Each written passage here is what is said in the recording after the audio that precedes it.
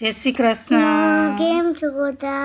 જય માતાજી. આજે અમે ગયા સોશિયલ મીડિયા આશ્રમ જે પોપટભાઈ દ્વારા ચલાવવામાં આવે છે એ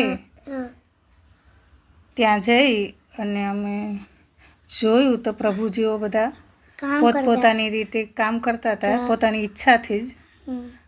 કોઈ ઊભા હતા અને કોઈ કામ કરતા હતા, કોઈ લાકડી લઈને બેઠા હતા. અને અમે પણ તેમની જોડે વાતો કરી થોડી વાર.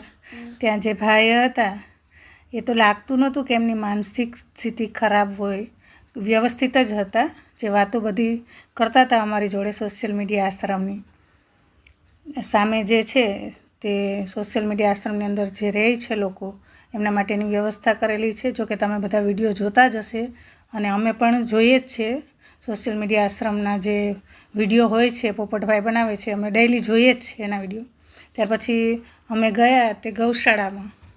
ત્યાં પણ બહુ મસ્ત એવી ગાયો હતી. ગૌશાળામાં બધી ગાયો હતી. એની પાસે અમે ગયા અને થોડી વાર ત્યાં ઊભી અને બધી ગાયોને જોઈ.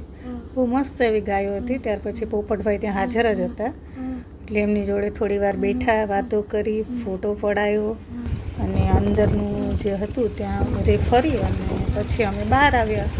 જોકે અમે અહીંયા રસ્તામાં જ આવે છે ગાંધીનગર જવામાં, એટલે દર વખત ટાઈમ હોય તો જઈએ જ. પોપટભાઈ ક્યારેય ભેગા નહોતા થયા, પણ આજે વખતે એ પણ ત્યાં હાજર જ હતા. અને અમે ગયા ત્યાર પછી અમે ગાડી લઈને નીકળતા હતા.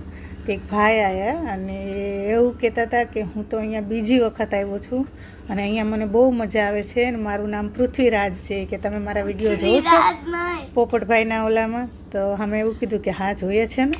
ત્યાર પછી કોઈ શેરડીનો રસ પીવડાવવા આવ્યા હતા, એટલે બધા પ્રભુજીઓ મસ્ત મજાનો શેરડીનો રસ પીતા હતા.